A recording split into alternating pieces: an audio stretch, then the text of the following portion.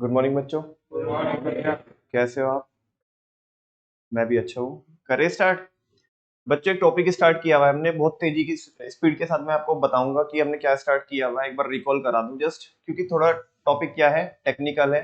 शुरू वाले जो टॉपिक थे प्लानिंग के वो इजी थे, ये थोड़ा सा टेक्निकल टॉपिक है, तो इसलिए मैं बार बार इसके रिवीजन पे फोकस कर रहा हूँ। तो दो तरह के प्लान्स होते हैं, एक स्टैंडिंग प्लान और दूसरे single use plan. Standing plan वो प्लान होते हैं जो बार बार यूज में आते हैं, ठीक है ना, उनको एक बार बनाते हैं और बार बार यूज। अच्छा, ये आप मेरे को बताओगे ये रिकरिंग नेचर के होते हैं, नॉन रिकरिंग नेचर के होते हैं? ये रिकरिंग नेचर के होते हैं। अगर बात करें हम सिंगल यूज प्लान की, तो सिंगल यूज प्लान को जैसे हम एक बार बनाएंगे तो वो एक ही बार काम में आएंगे, क्योंकि वो हाँ वन टाइम प्लान है, वो एक ही सिचुएशन को कोप अप करने के लिए बनाए गए हैं। ठीक है। अगर हम बात करें स्टैंडिंग प्लान की, तो उसकी एमटी हमने देखी थी, और 6 प्लान होते हैं, पोप एम। P for policies, O for objectives, P for procedures, M for method, R for rules, S for strategy। ठीक है ना। तो 6 प्लान होते हैं स्टैंडिंग, जिसमें से कि हमने पहला स्टार्ट किया हुआ है। और अगर मैं बात करूं सिंगल यूज की, तो दो होते हैं, BP, B for budget and P for program. ठीक है। आगे अगर मैं पॉलिसी की बात करूं बच्चों, तो पॉलिसी क्या होती है, जनरल स्टेटमेंट्स होते हैं। क्या होते हैं? आज मैं समझा बिल्कुल भी नहीं रहा हूं आपको, मैं ऑलरेडी समझा चुका हूं आपको, 2 क्लास ऑलरेडी लग चुकी है केवल और केवल पॉलिसीज पर। मतलब 2 अगर पूरी नहीं लगी तो कल की क्लास तो पूरी, और उसके पहले वाली क्लास आधी तो पॉलिसी पे लगी चुकी है। तो पॉलिसी एक जनरल स्टेटमेंट होता है ना, जो किसकी थिंकिंग को गाइड करता है? मैनेजर की थिंकिंग को गाइड करता है, जो क्या लेता है, डिसीजन लेता है। क्या लेता है? डिसीजन लेता है। से यस और नो? अच्छा, जैसे कि एग्जांपल के तौर पे बच्चों, कि हम उधारी पे काम नहीं करते, नो क्रेडिट सेल पॉलिसी। ये मेरा स्टाइल है किसी प्रॉब्लम को टैकल करने का, या सबका स्टाइल हो सकता है? सबका अपना अपना स्टाइल है ना। मेरा खुद का, क्योंकि पॉलिसी क्या होती है, ऊपर में हमने देखा भी था कि पॉलिसी क्या होती है, खुद का स्टाइल होता है। क्या होता है? ऑर्गेनाइजेशन का खुद का स्टाइल होता है किसी एक पर्टिकुलर प्रॉब्लम को टैकल करने का, उसको फेस करने का, है ना। तो ताकि फाइनेंशियल कॉन्सिक्वेंसेज ना हो, तो उसमें मेरा अपना वर्किंग स्टाइल है, शायद आपका कुछ और हो सकता है ना। एक बंदे का वर्किंग स्टाइल ये हो सकता है कि वो आधा कैश में डील करता है और आधा क्रेडिट में डील करता है। उसकी भी परसेंटेज फिक्स हो सकती है, 40-60, 50-50, 10-90, 20-80। सबका अपना अपना क्या है, स्टाइल है। ऐसे ही बड़े सारे हमने एग्जांपल्स देखे थे बच्चों, वो तो मैं रिकॉल नहीं करा रहा हूँ, जस्ट आपको ये रिकॉल कराया मैंने कि पॉलिसी क्या होती है। शायद आप समझ पा रहे हो कि पॉलिसी क्या होती है। ठीक है। अब फिर हम फीचर्स पे आ गए थे, फीचर्स ऑफ पॉलिसी। पॉलिसी हर एक लेवल पे बनाई जाती है, चाहे वो टॉप लेवल हो, चाहे वो मिडिल लेवल हो, चाहे वो लोअर लेवल हो। पॉलिसी हर एक लेवल पे बनाई जाती है। दूसरा, policies act as a guide to thinking.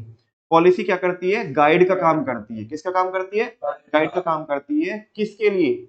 एक मैनेजर के लिए। उसकी थिंकिंग को क्या करती है, गाइड करती है। क्योंकि पॉलिसीज अगर हमारे ऑर्गेनाइजेशन के अंदर होगी, तो हमें पता पड़ेगा कि हमें ये करना है और ये नहीं करना है, बिकॉज हमने पहले से डिसाइड करके रखा है कि अगर ये प्रॉब्लम अराइज होगी तो उसमें हम कैसे टैकल करेंगे। बात समझ में आ रही है? अच्छा, policies are based on objectives. इस पे कल हमारा बहुत डिटेल में डिस्कशन चल रहा था कि पॉलिसीज किसके ऊपर बेस्ड होती है, ऑब्जेक्टिव्स के ऊपर बेस्ड होती है। जो हमारे ऑब्जेक्टिव्स होते हैं उसके बेसिस पे हम क्या बनाते हैं, अपनी पॉलिसीज बनाते हैं। जैसे हमारे ऑब्जेक्टिव्स होते हैं वैसे हम पॉलिसी बनाते हैं, बिकॉज हमने अपने ऑब्जेक्टिव्स को अचीव करना है। किसको अचीव करना है? ऑब्जेक्टिव्स को अचीव करना है। बात समझ में आ रही है? अच्छा, नेक्स्ट है बच्चों, policies help managers to implement strategies.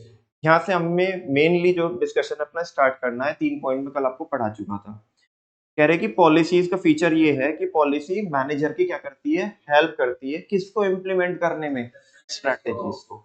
बच्चों स्ट्रैटेजी क्या होता है? स्ट्रैटेजी एक गेम प्लान होता है। क्या होता है? गेम प्लान होता है।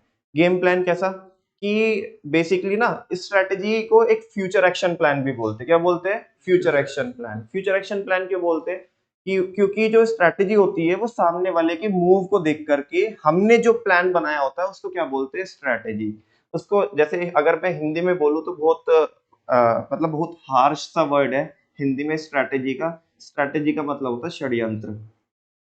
क्या होता है? और आपने देखा होगा, अगर कोई आपने एपिक देखा है जैसे महाभारत, तो महाभारत में बड़े सारे षड्यंत्र रचे जाते हैं, है ना, अलग अलग पार्टी के द्वारा, है ना, कि जी ऐसे पासा फेंकेंगे, ये करेंगे, वो करेंगे, है ना। और हाँ, चक्रव्यूह में किसको भी फंसाया गया था? अभिमन्यु को, ठीक है ना। उन्होंने क्या लगाई थी? स्ट्रैटेजी लगाई थी। क्या लगाई थी? कि ये ऐसे ऐसे करेंगे और हम ऐसे ऐसे करेंगे, इसको ही घेरेंगे, बिकॉज इसको जाना तो आता है लेकिन आना नहीं आता इसको, समझा क्या? खैर वो तो हम एक बिल्कुल अलग ही उसमें निकल जाएंगे, लेकिन स्ट्रेटेजी का हल्का सा मैंने आपको आइडिया दिया कि स्ट्रेटेजी क्या होती है, ठीक है। मतलब कुछ भी नहीं बताया अभी तो मैंने स्ट्रेटेजी के बारे में। स्ट्रेटेजी बहुत मतलब अलग ही एक प्लान होता है। फिलहाल बस ये समझ के चलो कि जो हमारा कॉम्पिटिटर जो करेगा, हमारा जो कॉम्पिटिटर करेगा, उसके मूव को देख करके हमारा रिएक्शन क्या होगा, हम क्या रिस्पॉन्स देंगे, हम क्या रिस्पॉन्ड करेंगे, वो स्ट्रेटेजी होती है। समझ में आ रही है बच्चों बात? तो अभी उस स्ट्रेटेजी को इंप्लीमेंट करने के लिए, उस स्ट्रेटेजी को अप्लाई करने के लिए हमें किसकी जरूरत होती है? पॉलिसी की जरूरत होती है। किसकी जरूरत होती है? बिकॉज एक बात बताओ, जब हम इस स्ट्रेटेजी को लगाएंगे, ध्यान से सुनना, जब हम किसी भी स्ट्रेटेजी को इंप्लीमेंट करेंगे तो उस स्ट्रेटेजी को इंप्लीमेंट करने के लिए हमें पॉलिसीज की जरूरत कैसे पड़ेगी? बिकॉज जब इस स्ट्रेटेजी को लगाएंगे तो उस केस में प्रॉब्लम्स अराइज होगी। क्या अराइज होगी? प्रॉब्लम्स अराइज होगी। कुछ प्रॉब्लम्स को फेस करना पड़ेगा। और पॉलिसी क्या पढ़ के आए हम? कि हमारा खुद का स्टाइल क्या होगा, किसको इंप्लीमेंट करने के लिए, किसको इंप्लीमेंट करने के लिए, किसको टैकल करने के लिए, डिफरेंट डिफरेंट प्लान्स को इंप्लीमेंट करने के लिए, किसी प्रॉब्लम को टैकल करने के लिए हमारा जो वर्किंग स्टाइल है वो क्या होती है बच्चों? पॉलिसी होती है। तो जब हम स्ट्रैटेजी को लगाएंगे तो स्ट्रैटेजी को लगाते वक्त, फाइनली बोल रहा हूँ, स्ट्रैटेजी को लगाते वक्त बड़ी सारी प्रॉब्लम्स को फेस करना पड़ेगा। और वो जो प्रॉब्लम्स को फेस करने के लिए हमारा वर्किंग स्टाइल क्या होगा, वो क्या होती है? वो क्या होती है? आपकी पॉलिसी होती है। क्या होती है? तो स्ट्रैटेजी को लगाने के लिए भी हमें किसकी जरूरत होती है? पॉलिसी की जरूरत होती है। अब अगर मैं कल की बात से और आज की बात से ये कंक्लूजन निकालूं, कंक्लूजन क्या निकालूं? कि जैसे हमने कल भी बात की कि जो पॉलिसीज होती है वो किसके ऊपर बेस्ड होती है? ऑब्जेक्टिव्स के ऊपर बेस्ड होती है। आज हमने ये देखा कि स्ट्रेटेजी को इंप्लीमेंट करने के लिए हमें किसकी जरूरत होती है? पॉलिसीज की जरूरत होती है, ठीक है ना। अब ध्यान से सुनना बच्चों, क्योंकि दोनों स्टेटमेंट से अगर मैं ये एक जनरलाइजेशन निकालूं तो एक जनरलाइजेशन ये बन के आ रहा है कि पॉलिसी एक छोटा प्लान होता है। क्या होता है? छोटा प्लान होता है। छोटा प्लान इन द सेंस कि मैं उसको अगर और भी अच्छे से शब्दों में बोलूं तो सपोर्टिव प्लान बोल दूं क्या? पॉलिसी क्या होता है? सपोर्टिव प्लान होता है, जो किस में हेल्प कर रहा है? ऑब्जेक्टिव्स को अचीव करने में हेल्प कर रहा है और स्ट्रेटेजी को इंप्लीमेंट करने में क्या कर रहा है? हेल्प कर रहा है। पॉलिसी सपोर्टिव है, मतलब पॉलिसी ऑब्जेक्टिव के साथ भी चल रही है और किसके साथ भी चल रही है? स्ट्रैटेजी के साथ भी चल रही है। और बच्चों जरूरी नहीं है कि केवल अगर यहाँ पे यही लिखा है, स्ट्रैटेजी लिखा है और ऑब्जेक्टिव के बारे में लिखा है तो उसी को ऑब्जेक्टिव को अचीव करने में और स्ट्रैटेजी को इंप्लीमेंट करने में ही पॉलिसी काम में आएगी, ऐसा जरूरी नहीं है। प्रोसीजर अगर मेरे को लगाने हैं, प्रोसीजर, क्योंकि प्रोसीजर आगे क्या आएगा? प्लान आएगा, एक टाइप का प्लान आएगा। तो प्रोसीजर को लगाने के लिए भी मेरी क्या हो सकती है? पॉलिसी हो सकती है। जैसे कि मैं बच्चों अगर आपको बोलूं कि प्रोसीजर में अगर आपको आपके डेटर का, मैंने एक बार एग्जांपल बताया था कि अगर आपको डेटर से रिकवरी करनी है तो उसका एक प्रोसीजर होता है। एक बार मेरे को स्टेप्स फाइंड आउट करके बता दोगे वो? सबसे पहले क्या करेंगे? कॉल करेंगे, वेरी गुड।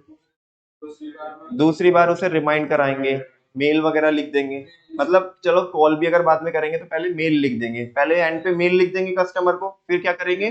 कॉल करेंगे।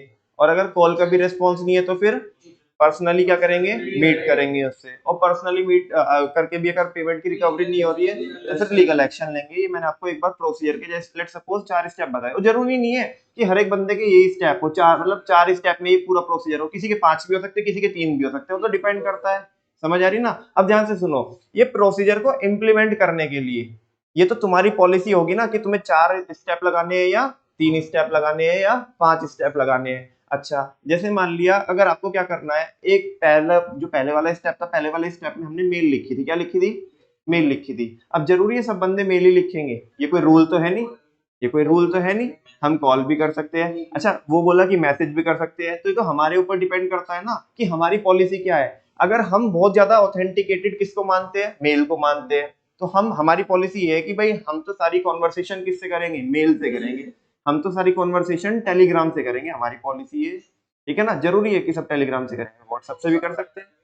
समझ में आ रही है ना बच्चों बात? हाँ बोलो ना। तो प्रोसीजर को भी इंप्लीमेंट करने के लिए क्या हो सकती है, पॉलिसीज हो सकती है। तो नटशेल में यही चीजें निकल के आ रही है कि जो पॉलिसी है ना, पॉलिसी एक सपोर्टिव प्लान है। क्या है?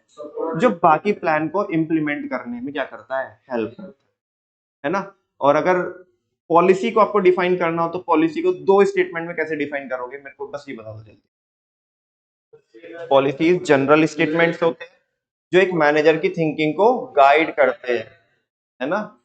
जो मैनेजर कौन, जो डिसीजन लेता है वो मैनेजर है ना, कि अलग अलग किसके रिगार्डिंग, असाइनमेंट के, टास्क के रिगार्डिंग जो क्या लेता है, डिसीजन लेता है। बात समझ में आ रही है?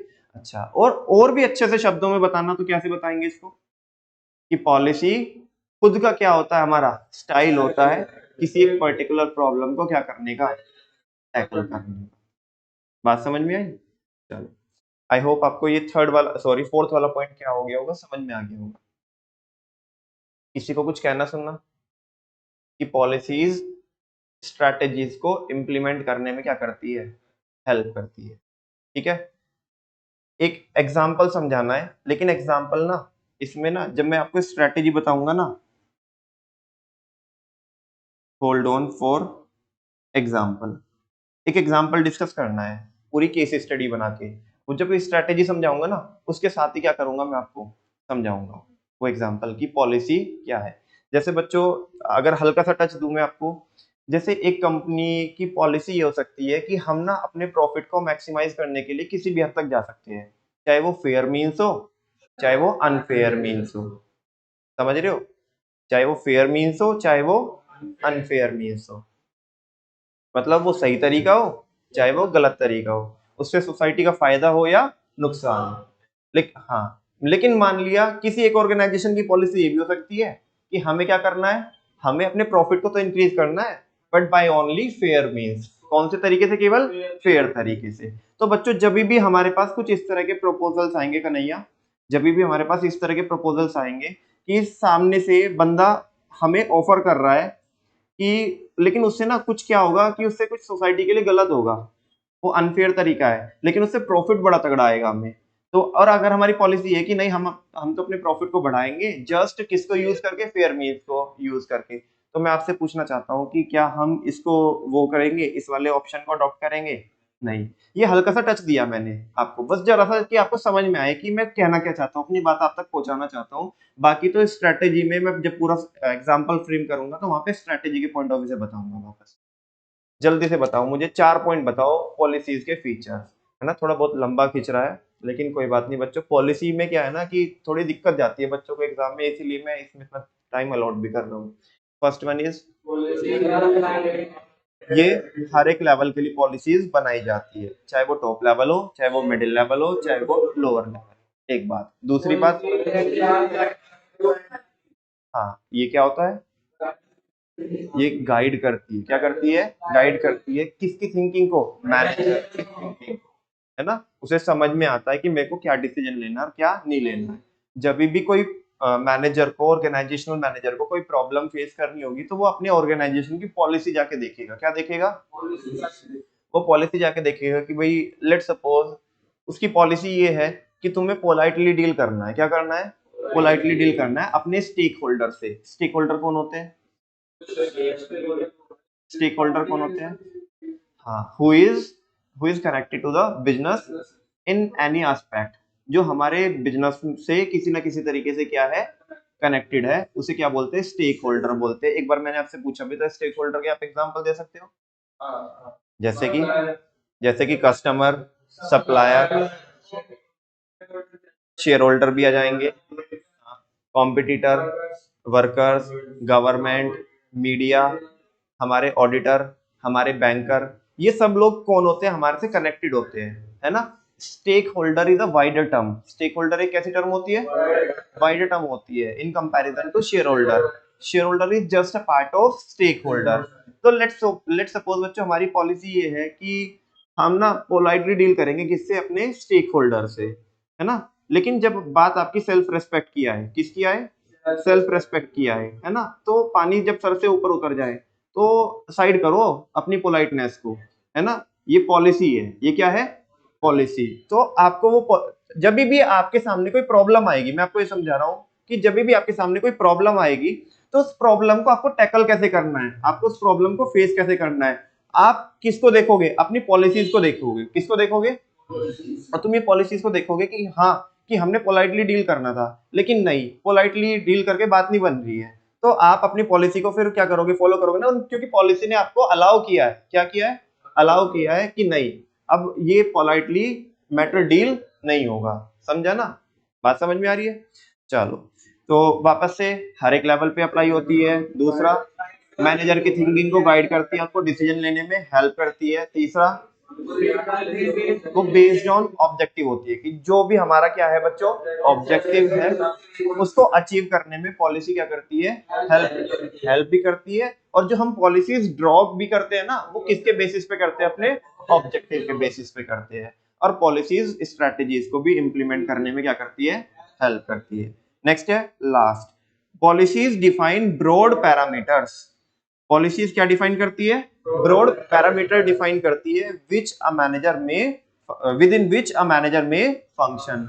मतलब जो पॉलिसीज है ना, पॉलिसीज आपको एक पैरामीटर देती है, मतलब एक मेजरमेंट देती है। क्या देती है, मेजरमेंट देती है, या ऐसा बोलो एक फ्रेमवर्क देती है। क्या देती है, फ्रेमवर्क देती है, जिसके अंदर रह करके एक मैनेजर को क्या करना होता है, काम करना होता है, अपनी ड्यूटी, अपने फंक्शंस परफॉर्म करने होते हैं। उन पॉलिसीज के खिलाफ आप जा नहीं सकते, बिकॉज आपके ऑर्गेनाइजेशन की जो स्मूथ फंक्शनिंग है, अदरवाइज वो गड़बड़ा जाएगी। जैसे सिंपल सा एग्जांपल लेता हूं, बहुत ऊपर में से जो भी एग्जांपल आप बोलोगे मैं उसी को लेकर के समझा दूंगा ये पॉइंट आपको। थर्ड वाला, Ram limited give promotion to their employees based on seniority. Ram limited की पॉलिसी है कि वो अपने एम्प्लॉइज को क्या देती है, प्रमोशन देती है, किसके बेसिस पे, सीनियोरिटी के बेसिस पे। मतलब अगर कोई फ्रेशर बंदा आया है, भले ही उसने कितना अच्छा काम किया हो, उसको प्रमोशन नहीं मिलेगी, पहले उसके ऊपर वाले लोगों को क्या मिलेगी, प्रमोशन मिलेगी, जो बहुत टाइम से क्या कर रहे हैं, काम कर रहे हैं। बात समझ में आ रही है। और ये पॉइंट क्या है, लास्ट वाला पॉइंट क्या है, कि हमें ये पॉलिसीज होती है, ये एक फ्रेमवर्क देती है, एक पैरामीटर देती है, मेजरमेंट देती है, जिसके अंदर रह करके हमें क्या करना होता है, काम करना होता है। मैं आपसे आपसे पूछना चाहता हूं बच्चों, लेट सपोज अगर किसी मैनेजर ने ये पॉलिसी को ब्रेक कर दिया, अगर उनकी ये पॉलिसी है और उसने उस पॉलिसी को क्या कर दिया, ब्रेक कर दिया, मतलब ब्रेक कैसे किया होगा, कि उन्होंने जो प्रमोशन दिया होगा वो किसके बेसिस पे दिया होगा, सीनियोरिटी के बेसिस पे नहीं दिया होगा। अगर कोई फ्रेशर भी आया और उसने अच्छा काम किया, उसके बेसिस पे दे दिया। तो मैं आपसे पूछना चाहता हूँ, क्या आपके ऑर्गेनाइजेशन की जो स्मूथ फंक्शनिंग है वो गड़बड़ा जाएगी या नहीं गड़बड़ा जाएगी। बिकॉज कौन डिमोटिवेट हो जाएंगे, जो पुराने वाले हैं, ठीक है ना। और वो आपसे सवाल पूछेंगे, जब आपकी पॉलिसी ये है तो आप आपकी पॉलिसी के बाहर क्यों गए, ठीक है ना। ये बोल रहा है तो कि पॉलिसीज हमें एक पैरामीटर देती है, क्या देती है, पैरामीटर, एक मेजरमेंट देती है, फ्रेमवर्क देती है, जिसके अंदर रह करके ही हमें क्या करना होता है, काम करना होता है। और एग्जांपल दूं, पहले वाले की अगर आप बात करोगे, फर्स्ट वाले की, नो क्रेडिट सेल पॉलिसी की, आपने अपनी पॉलिसी को क्रॉस करके आपने उधार दे दिया, क्या दे दिया, आपको तैयार रहना पड़ेगा कॉन्सिक्वेंसेस को क्या करने के लिए, बियर करने के लिए। क्यों, हाँ, कैसे, थोड़ा बताओ। हाँ,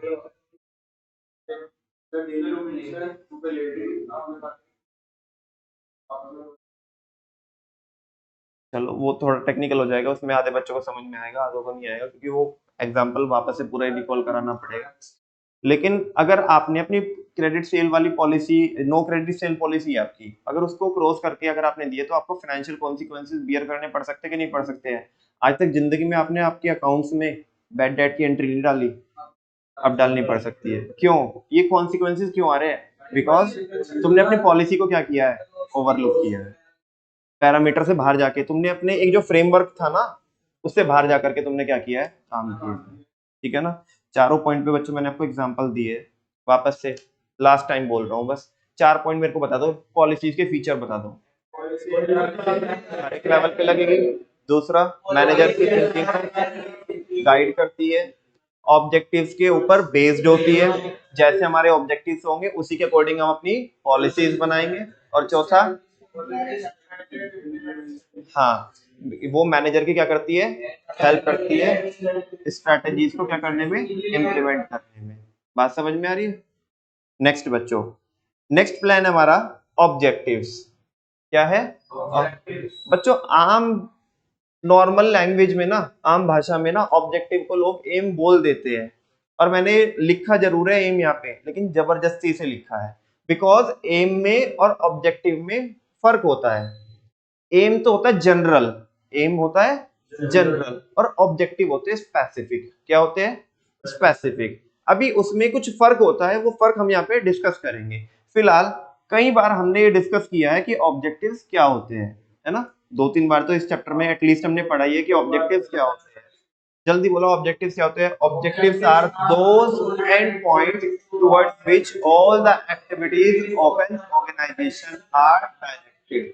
ये तो इंग्लिश हो गई, है ना? बाकी कोई नॉर्मल बंदा सुनेगा तो उसे ऐसा लगेगा कि पता नहीं यार क्या रट्टाफिकेशन सा हो गया ये, है ना? सुनो, अभी ऑब्जेक्टिव वो एंड पॉइंट्स होते हैं, स्टार्टिंग पॉइंट होते हैं कि एंड पॉइंट होते हैं? एंड पॉइंट होते हैं, यानी कि वो डेस्टिनेशन होता है। क्या होता है? डेस्टिनेशन। ऑब्जेक्टिव है ना, मकसद माने मेरा वो एंड गोल है मेरा, मतलब गोल इन द सेंस, अब गोल भी अगर मैं बोलता हूँ ना, तो गोल में भी ना और भी चीजें ऐड ऑन करनी पड़ेगी, जब जाके वो ऑब्जेक्टिव बनेगा, अभी आगे ही पता पड़ जाएगा आपको, ठीक है ना? तो वो जो एंड पॉइंट है, एंड पॉइंट जिसको पाने के लिए मैं हर एक एक्टिविटी को क्या कर रहा हूँ?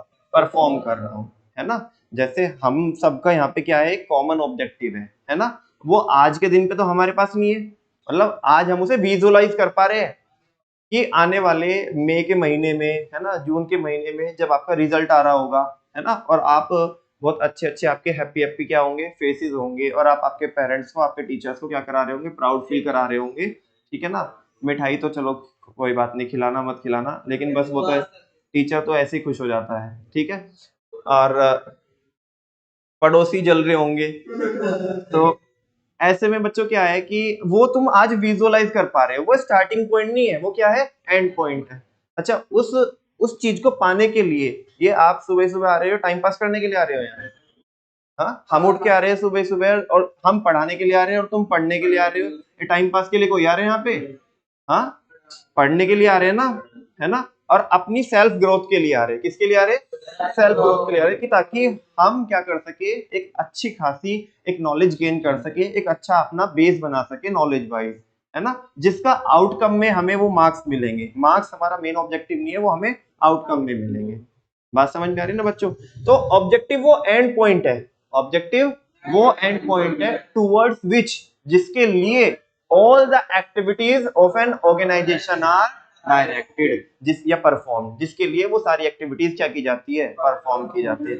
आप नोट्स बना रहे हो तो उसके लिए, है ना? आप रिवीजन कर रहे हो तो उसके लिए, आप टेस्ट दे रहे हो तो उसके लिए, यानी कि उसको अचीव करने के लिए, ठीक है ना? बात समझ में आ रही है? तो जितनी भी एक्टिविटीज है वो सब उसी के लिए क्या की जा रही है? परफॉर्म की जा रही है। वापस से देखना, एक बार पढ़ के देखना, मैं नहीं बता रहा हूँ, ऑब्जेक्टिव पढ़ के देखो।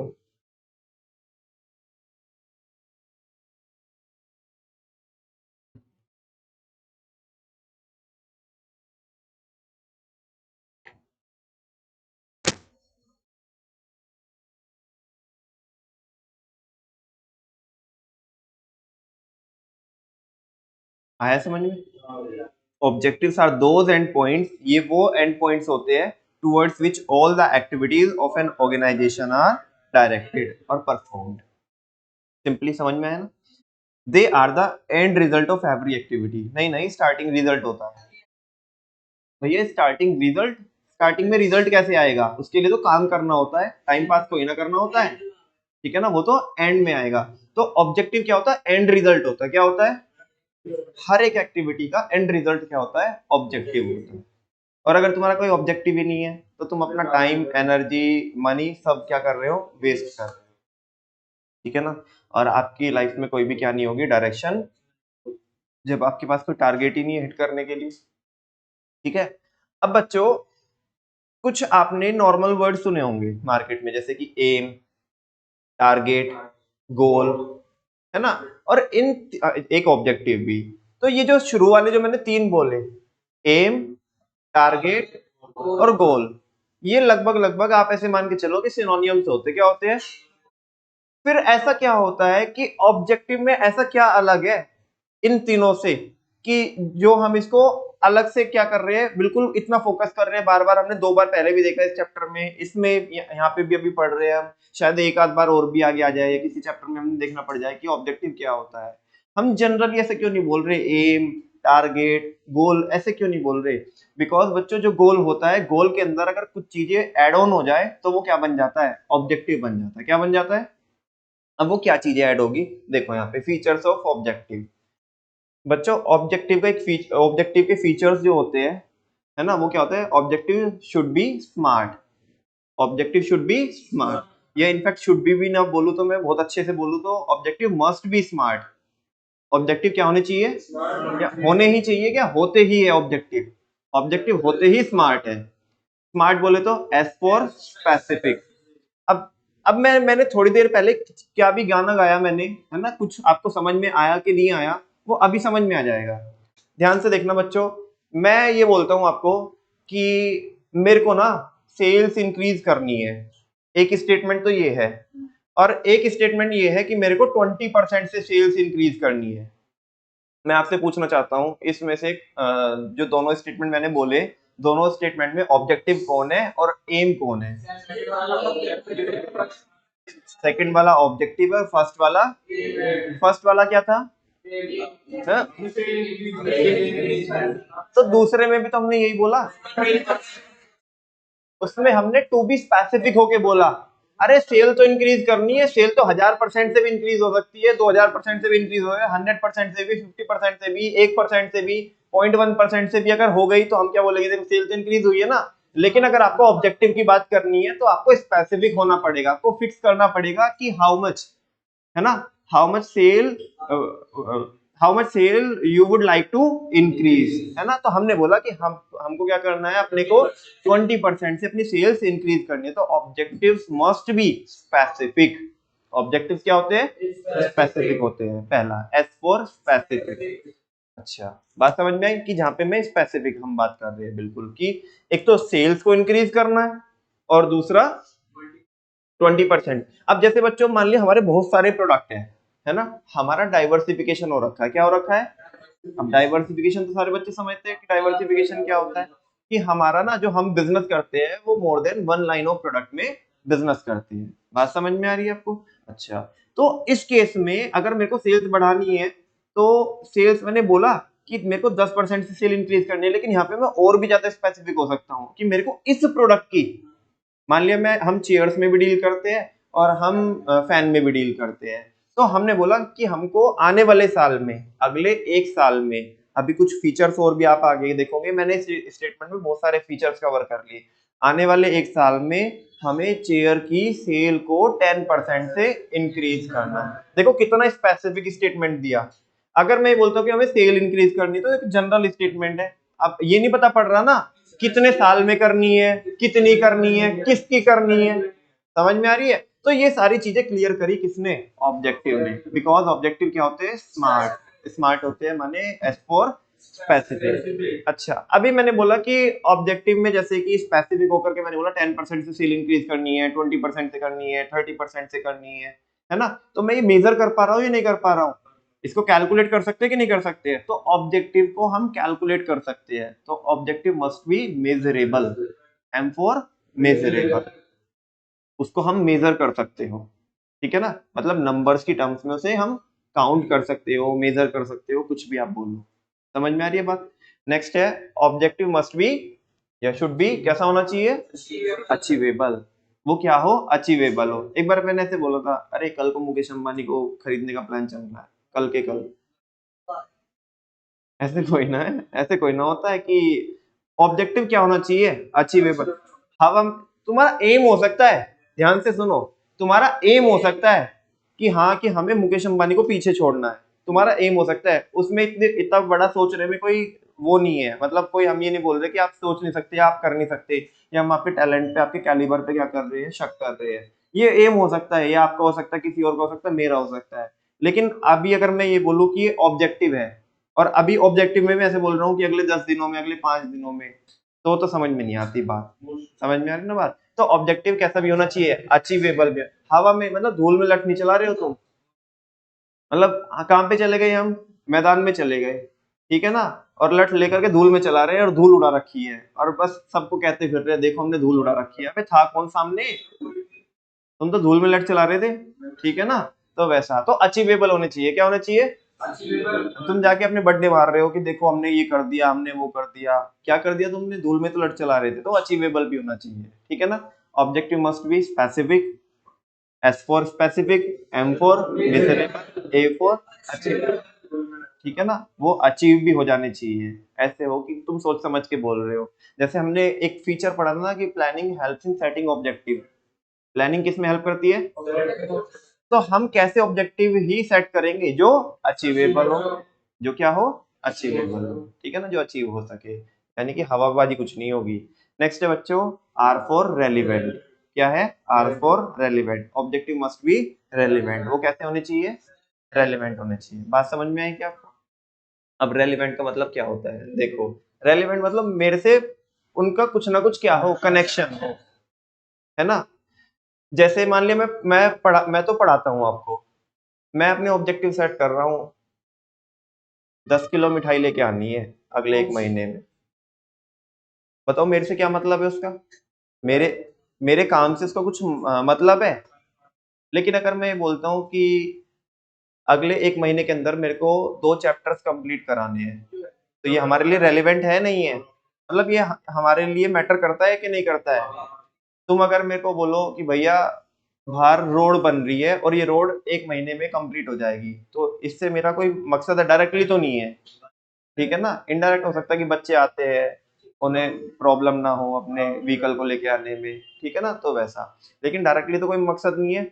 लेकिन अगर मैं ये बोलूं अगले 5 दिन में मेरे को 5 टेस्ट लेने हैं, हाँ जी, तो ये मेरे लिए रेलिवेंट है या नहीं है, हाँ। अगर मैं आपसे बोलूं कि चलो बच्चों हम क्या करेंगे, किसी की चुगली करेंगे, तो ये हमारे लिए रेलिवेंट है या नहीं है, ये हमारे लिए रेलिवेंट है या नहीं है, नहीं है ना। कि आप हमने टारगेट सेट किया कि अगले 5 दिन में हम जितने लोगों की हो सकते उतने चुगली करेंगे, पागलपन है, हमारे से क्या मतलब है इसका, चुगली और हम, कहाँ चुगली कहाँ हम, ठीक है ना, तो उसे साइड ही रखो, तो हमारे से क्या मतलब है, वो रेलिवेंट नहीं है ना हमारे लिए, है ना। तुम अच्छी अच्छी पॉजिटिव पॉजिटिव बातें करोगे, बच्चे बोलेंगे कि भैया मैं 10 टेस्ट दूंगा, तुम कह रहे हो कि अगले 5 दिन में हम 5 टेस्ट लेंगे, भैया मैं 5 दिन में 10 टेस्ट देने के लिए तैयार हूँ, तो ये हमारे लिए रेलिवेंट है नहीं है, है ना। मैं इस बात मतलब ये बात तुम्हारी सुनूंगा या नहीं सुनूंगा, ए छपरी, नहीं सुनेंगे, हाँ जी। बात समझ में आ रही ना, तो ऑब्जेक्टिव्स कैसे होने चाहिए, रेलिवेंट होने चाहिए। और फाइनली बच्चों एक बात बताओ, आप आपको एग्जाम देना है, मैंने पूछा कि वो बाय प्रोडक्ट में आपको क्या चाहिए, आपने बोला भैया मेन कोर्स में तो हमें क्या चाहिए, नॉलेज चाहिए, क्या चाहिए, मेन कोर्स में तो हमें नॉलेज चाहिए, और बाय प्रोडक्ट में क्या ही मिल जाएगा, हमें मार्क्स मिल जाएंगे। फिर मैंने बोला कि कितने, आपने बोला कि भैया जिस हिसाब से हमारी नॉलेज है ना, हम कर देंगे 95 क्रॉस कर देंगे, क्या क्रॉस कर देंगे, 95 हम क्रॉस कर देंगे। मैंने पूछा कितने सालों में, ठीक है तो हाँ जी, लेकिन लेकिन बच्चों आपको जो अचीव करना है, वो भी जो आपने नंबर बोला 95%, जो भी उसके प्लस बोला, जो भी आप एक नंबर आपका सेट कर रहे हो, वो आपको एक ही वन गो में करना है ना, इसी साल करना है ना। तो ऑब्जेक्टिव्स टाइम बाउंड होते हैं, क्या होते हैं, मैंने अगर ये बोला कि मेरे को 10% से सेल इंक्रीज करनी है, तो अभी भी बात क्या है, अधूरी है, कितने कितने टाइम में करनी है, 1 महीने में, 15 दिन में, 6 महीने में, 1 साल में, वैसा, समझा ना। एक बच्चा बोल रहा है कि भैया मैं 100 आउट ऑफ 100 लाने के लिए कैपेबल हूँ, लेकिन बस 4 घंटे दिला दो, 3 घंटे में नहीं होगा, 4 घंटे में हो जाएगा। तो बच्चों ऐसा कोई ना होता है, ऑब्जेक्टिव क्या होते हैं, टाइम बाउंड होते हैं, आपको 3 ही घंटे में, चाहे लेंथी पेपर हो, चाहे टेक्निकल पेपर हो, इजी हो, हार्ड हो, है ना, तुम्हारे को समझ में आ रहा हो या नहीं आ रहा हो, तुम्हें लिखना भी है, सोचना भी है, सही भी लिखना है, स्कोर भी करना है, वो उतने टाइम में करना है। तो ऑब्जेक्टिव टाइम बाउंड होते हैं, कैसे होते हैं, टाइम बाउंड होते हैं, है ना। और एक बड़ा अच्छा सा एक्रोनियम बनता है किसका, ऑब्जेक्टिव्स का, कि ऑब्जेक्टिव्स मस्ट बी या शुड बी स्मार्ट, होने भी चाहिए और वो होते भी है, ठीक है ना। क्या होते हैं, SMART, S for specific, M for measurable, A for achievable, R for relevant, T for time bound, ठीक है। एक बार पढ़ना, फीचर्स ऑफ ऑब्जेक्टिव्स।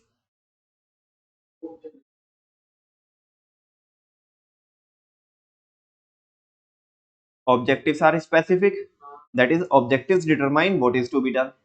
ऑब्जेक्टिव ये बताते हैं कि क्या करना है, सेल बढ़ानी है, क्या बढ़ानी है, सेल की बात कर रहे हैं, स्पेसिफिक हो गए। नेक्स्ट है objectives are measurable, achieve sorry measurable भी होने चाहिए, क्या भी होने चाहिए, सेल तो बढ़ानी है लेकिन कितनी बढ़ानी है, 10% बढ़ानी है, 20% बढ़ानी है। अब मैं देखो स्टेटमेंट को ना, मैं एक स्टेटमेंट मैंने शुरू में बोला, इसको मैं ऐड ऑन करता जाऊंगा वापस से। क्या करना है, सेल बढ़ानी है, स्पेसिफिक हो गए। कितनी बढ़ानी है, 10% से बढ़ानी है ना, कि मेरे को सेल 10% से बढ़ानी है, स्पेसिफिक होगी। ठीक है, बात समझ में आई। S for specific, M for measurable, दोनों हो गए हम यहाँ पे। नेक्स्ट है ऑब्जेक्टिव्स मस्ट बी अचीवेबल, वो कैसे होने चाहिए, 10% सेल इंक्रीज कर सकते हैं हम, हाँ यार बड़े आराम से, कोई इतना बड़ा नंबर नहीं है ना। अच्छी टीम को डिप्लॉय करेंगे, अच्छे से रिसोर्सेज को यूज करेंगे तो 10% का नंबर मार्क जो है अचीव हो जाएगा। नेक्स्ट है रेलिवेंट, किस चीज की सेल इंक्रीज करनी है, जो हमारा प्रोडक्ट है। अब मैं कह रहा हूँ कि मेरे को क्या करना है, मेरे को सारे बच्चों की परफॉर्मेंस को 10% से ग्रो कराना है, तो ये मेरे लिए रेलिवेंट है, ठीक है ना। और अगर मैं ये बोलूँ कि मेरे को कोब की सेल बढ़वानी है 10% से, ये तुम्हारे लिए रेलिवेंट है नहीं। तुम बोलो हमारे क्या मतलब है, तुम्हारा कोई इंटरेस्ट होगा तो तुम देखो ना वहां पे, ठीक है ना, हमारा तो कोई मतलब नहीं है इससे। लेकिन मैं अगर ये बोल रहा हूँ मेरे को सारे बच्चों की 10% से परफॉर्मेंस को इंक्रीज करना है, ठीक है, तो वो क्या है, मेरे लिए रेलिवेंट है। फिलहाल जो एग्जाम्पल चल रहा है, तो जो सेल क्या हो रही है, हमने सेल इंक्रीज करनी है, 10% इंक्रीज करनी है, ठीक है, तो वो अचीवेबल ही होगी। अगर अभी रेलिवेंट की बात कर रहे हैं कि मान लिया मैं मोबाइल डीलर हूँ, कौन हूँ, तो मैं मेरे को मोबाइल की 10% से सेल क्या करनी है, इंक्रीज करनी है, तो मोबाइल की, है ना, तो मेरे लिए क्या हो गया, रेलिवेंट हो गया। क्यों हो गया, क्योंकि मैं काम ही किसका करता हूँ, मोबाइल की ट्रेडिंग का काम करता हूँ। और अब फाइनली मेरे को 6 महीने के अंदर मोबाइल की, मेरे को 6 महीने के अंदर मोबाइल की 10% सेल क्या करनी है, इंक्रीज करनी है। तो अब बच्चों इसमें टाइम फैक्टर भी आ गया, क्या भी आ गया। तो देखो पांचों चीजें मैंने एक ही स्टेटमेंट में आपको रियलाइज करा दी कि नहीं करा दी। हाँ, तो ऑब्जेक्टिव मस्ट बी स्मार्ट, ठीक है ना। Objectives have a time limit for achievement. For example different objectives में be the objective of a mobile company can be to increase the number of mobile users by 10% in the next, यही बताया मैंने भी आपको। Next है reduce quality rejects by 3% in the next. ये क्या होता है बच्चों, जब हम क्या करते हैं ना, प्रोडक्शन करते हैं, क्या करते हैं, प्रोडक्शन करते हैं, तो कुछ गुड्स हमारे स्टैंडर्ड के अकॉर्डिंग नहीं बनते ना। हम वो स्टैंडर्डाइजेशन एंड सिंप्लीफिकेशन एक टेक्निक पढ़ के आए थे कि हम स्टैंडर्ड सेट करते हैं कि हमारा गुड इस क्वालिटी का होना चाहिए, और अगर वो उस क्वालिटी का नहीं हुआ, अगर वो उस क्वालिटी का नहीं हुआ, तो वो उसे क्या माना जाएगा, रिजेक्शन माना जाएगा। क्या माना जाएगा, रिजेक्शन। अब मान लिया ये जो हमारा रिजेक्शन ना 10% से होता है, कितना से होता है, बहुत ज्यादा है 10% रिजेक्शन। यानी कि अगर आपने 10 प्रोडक्ट बनाए हैं तो 10 में से तो यानी कि एक प्रोडक्ट तो क्या ही हो जाएगा, खराब हो जाएगा, ठीक है ना। तो अब आपने टारगेट सेट किया कि आपको क्वालिटी रिजेक्ट को क्या करना है, कम करना है, कितने परसेंट से, 3% से कम करना है इन द नेक्स्ट ईयर। बात समझ में आ रही है। ये क्या भी है, स्पेसिफिक भी है, मेजरेबल भी है, अचीवेबल भी है, रेलिवेंट भी है, और टाइम बाउंड भी है। सारे फैक्टर यहाँ पे आ रहे हैं, तो ये ऑब्जेक्टिव होते हैं। कल पढ़ेंगे बच्चों, कल की क्लास में हम procedures. Thank you very much, आज के लिए इतना ही करेंगे।